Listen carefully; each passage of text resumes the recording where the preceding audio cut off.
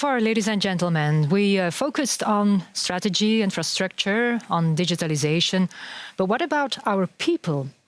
As the energy sector undergoes a significant transformation, there is a growing need for professionals with the right skill sets and innovative thinking. Every year, during the first week of December, Elia Group hosts an Innovation Week, both in Berlin and in Brussels. Several events are organized as part of this, including an innovation fair. We were able to gather the thoughts of some of our staff about innovation at the group.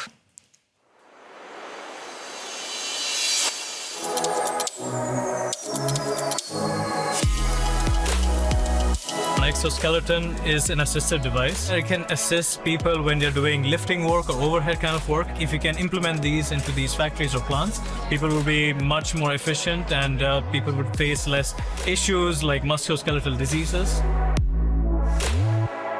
Paki is being offshore, and it has been tested to walk around the platform, but also help in the GIS inspection and also to support in remote switching to confirm it has really been switched off. The Grid Navigator is really meant to be a mapping tool that allows us to create new ideas how to connect the future wind farms and the next wave of offshore hubs to the coastlines.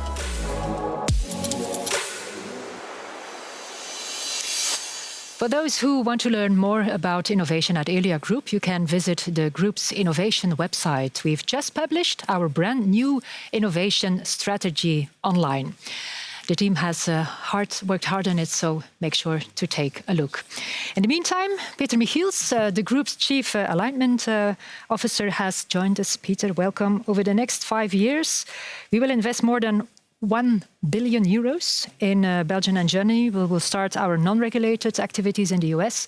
So let me guess, finding the right skills and talents, that's very high on your agenda, I suppose.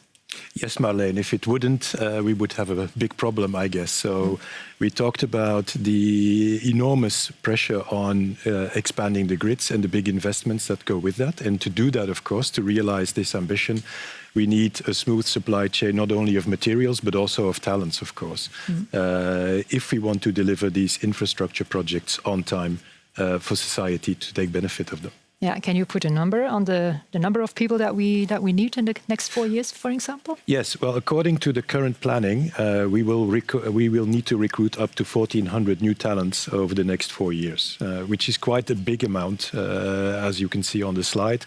However, we have a track record of scaling up the company in the last few years. For example, in the last year, we already successfully recruited and onboarded 450 new talents.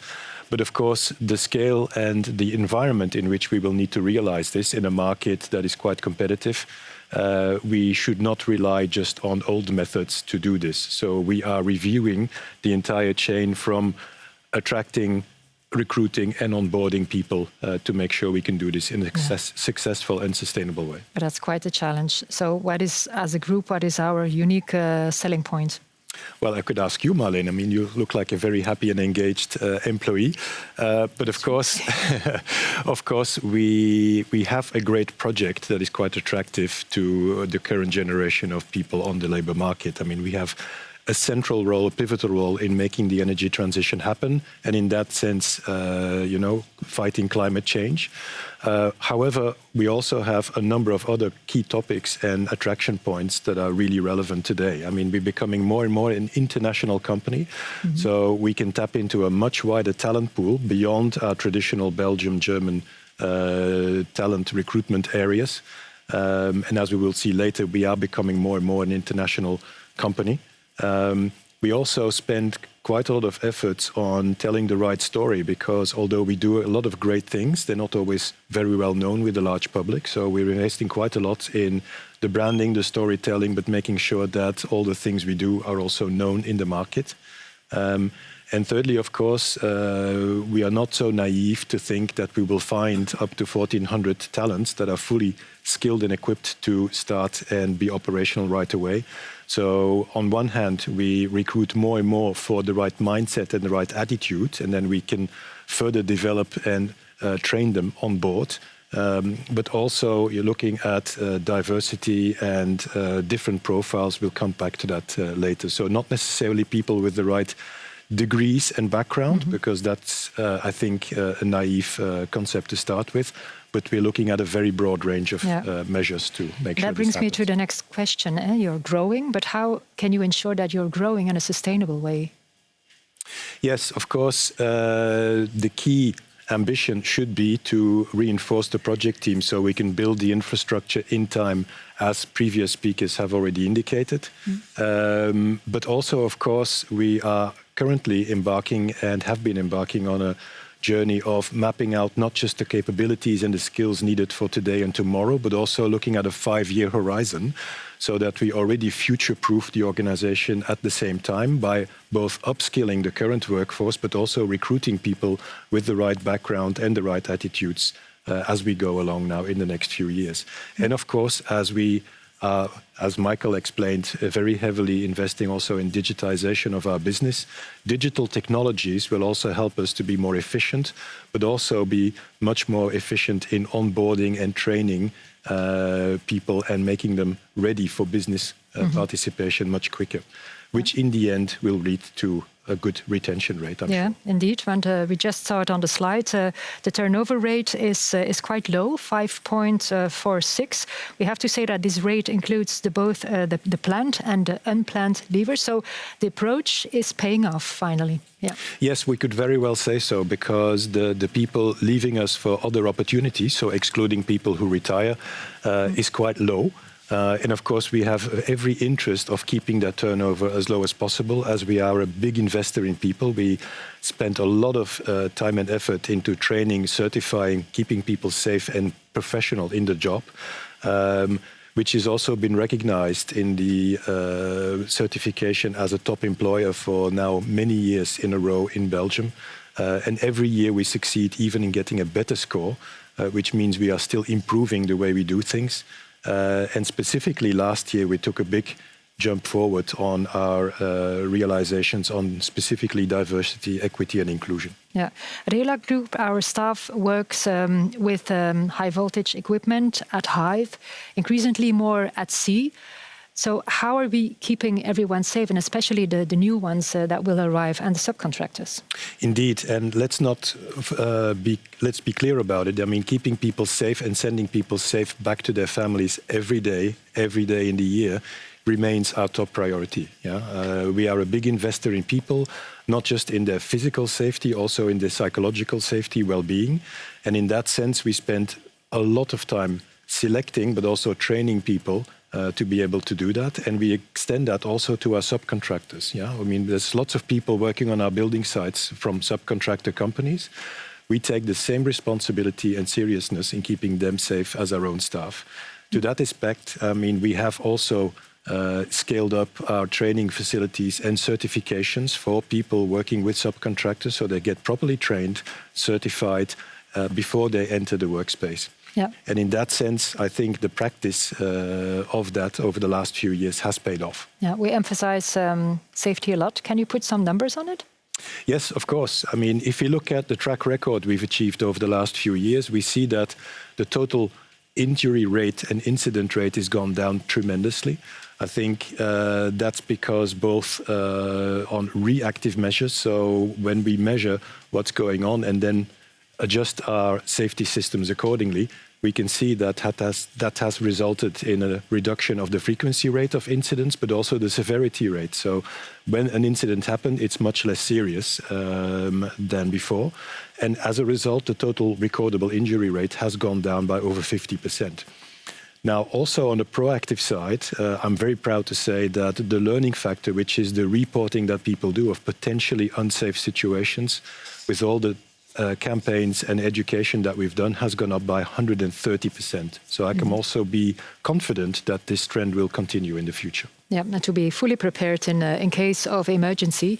Our teams often undertake safety trainings, as Peter said, both on land and at sea.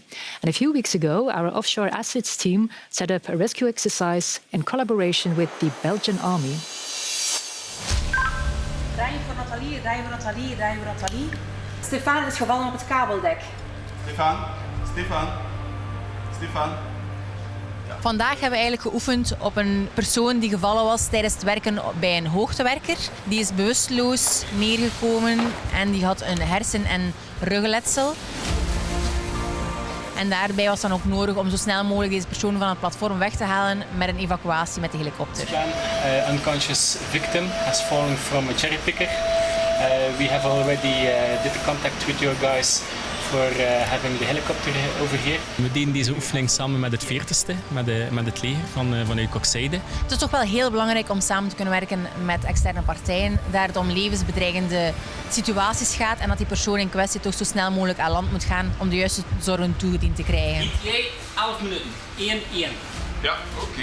Offshore zijn dergelijke oefeningen uitermate belangrijk, omdat het zeker 3 kwartier duurt tegen dat de hulpdiensten hier aanwezig zijn. We hebben niet de luxe om de 112 te kunnen bellen, dus wij moeten in eerste instantie kunnen rekenen op het team en op ons eigen.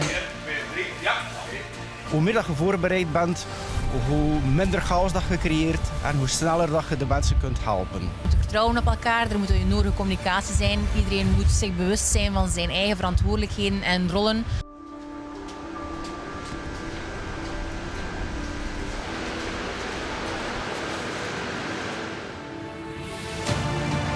Het was heel impressionant toen dat plotseling de N90 hier boven het Oze-platform hangde. We hadden regen, we hadden heel veel wind. We leren daaruit. En dergelijke oefening op zo'n manier hoort er ook bij.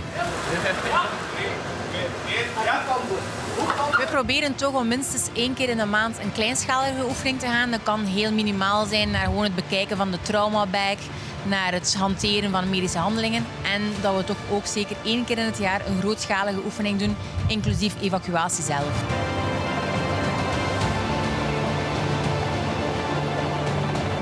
Ik was een beetje verwonderd hoe snel dat de adrenaline kan komen en hoe snel dat je dingen vergeet. Maar als oorzijnde en functie heb je ook een delegerende functie, waardoor dat ik ook weet waar dat ik persoonlijk kan aan werken.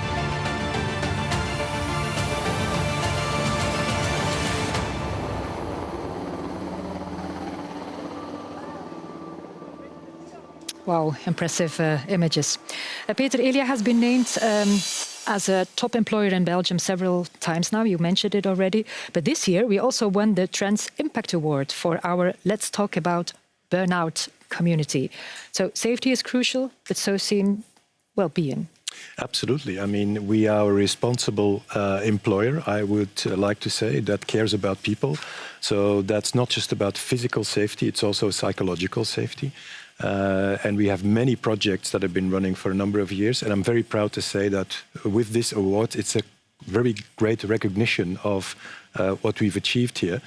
Specifically seen the potential impact of stress and burnout on a team that is highly stretched. So I'm very proud to say that our absenteeism rate, so people being off work for a longer period due to illnesses, has decreased quite a lot and is at a quite good rate of 3.6, which is still too much, I argue, but it's very good compared to the overall market. And of course, the team has done a fantastic job of creating a community where these things can be discussed and therefore people can be helped before these things happen. Yeah. Another pillar of our Act Now program is diversity. Can you give some numbers in that regard? Yes, absolutely. And let's start by saying that, of course, we are a company that works quite a lot with public money through the tariffs in our regulated business.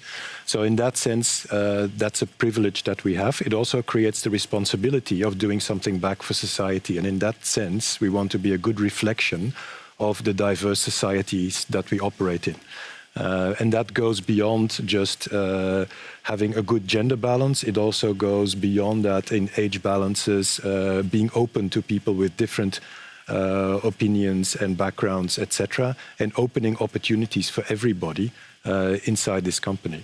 And as you can see from the numbers, we are increasingly becoming more international, but we're also increasing the number of female staff in our operations, also in technical roles. And specifically, we put an emphasis on putting more female talent in leadership roles, as we think this will make us a better company and a more efficient company in the end. Okay, thank you, Peter, for sharing your thoughts. Throughout today's event, we have highlighted different milestones that we have reached as part of our Act Now program. If you want to have a closer look at the progress we have made, please take a look at the overview provided on our website.